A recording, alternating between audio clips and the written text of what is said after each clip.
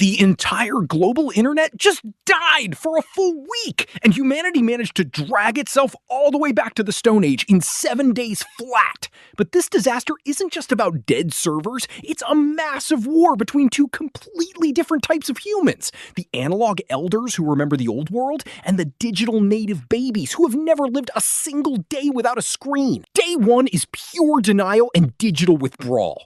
For the first few hours, everyone thinks their cheap router is acting up. Millions of people unplug their routers, wait 10 seconds, and plug them back in like stupid monkeys.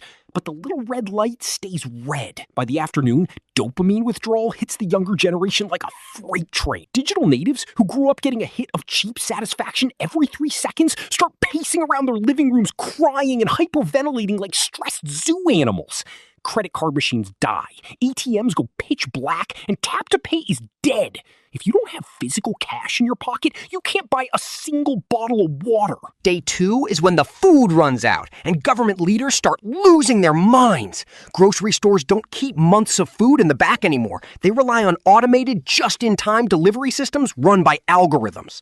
Delivery trucks freeze on the highway shoulder because the GPS is dead, and young truck drivers have no idea how to navigate without a glowing blue line telling them to turn right in 500 feet. Meanwhile, inside Capitol buildings, politicians are hyperventilating. Presidents can't send secure messages to their military commanders because secret satellite comms rely on the same routing infrastructure. Governments are forced to send literal guys on motorcycles with written paper letters to give orders to army bases. Day 3 is when the infrastructure rots and the ultra-rich panic. Modern power grids, water treatment plants, and gas pipelines run on automated industrial systems connected through the network. As servers fail to authenticate and software systems glitch out, power grids start tripping off one by one. Whole cities go pitch black and water pressure drops. At the exact same time, billionaires and tech elites realize their digital fortunes are literally invisible smoke. They can't access their crypto wallets, bank accounts, or private jet flight logs. Elites try fleeing to their private island bunkers, but air traffic control systems are down, leaving billionaire private jets stranded on tarmac runways like useless metal toys. Day 4 brings the barter economy and a massive shock for the older generation. People who lived 30 years before the internet thought they were safe because they remember the good old days. But guess what? After 30 years of comfort, they forgot everything too. Older adults panic when they realize they haven't written a check or held physical cash in 20 years. They try to find their ancient phone books, but they threw them away in 2012. People start trading actual items. A single tin can of beans is suddenly worth more than a brand new iPhone.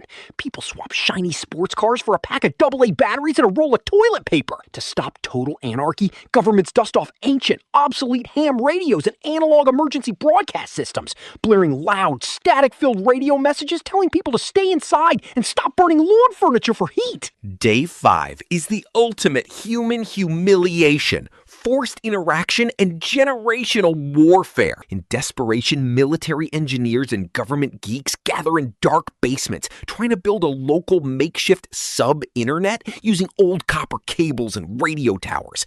It fails miserably because modern fiber optics can't talk to primitive analog setups without cloud servers. Meanwhile, younger generations realize they don't know how to survive in the real world. With no Google, no YouTube tutorials, and no TikTok recipes, groups of 20-somethings stand around in circles begging 60-year-olds to explain how to read a paper map, cook a meal over an open fire, or fix a leaky pipe using actual tools.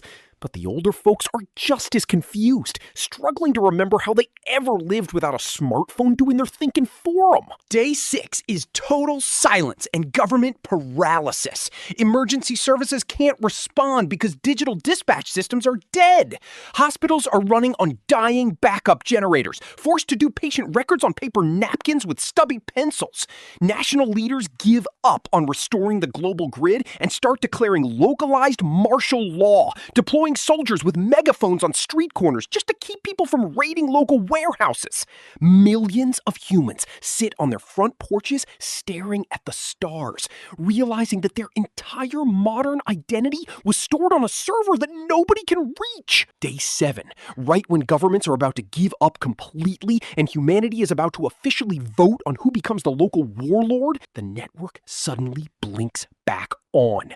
A massive digital shockwave hits the planet as billions of phones explode with 7 days worth of backed up notifications all at once. The silent streets instantly go dead silent in a completely different way, as every single person, both the young kids and the old folks, buries their face right back into their glowing glass rectangle, pretending they weren't just eating cold canned corn out of a shoe 20 minutes ago. 7 days without a network shows us the dumbest truth of all. It didn't matter if you were born before or after the internet. We built a hyper-advanced world run by algorithms, and we all became so helplessly dependent on it that without an invisible radio signal, we're all just confused apes holding very expensive glass paperweights.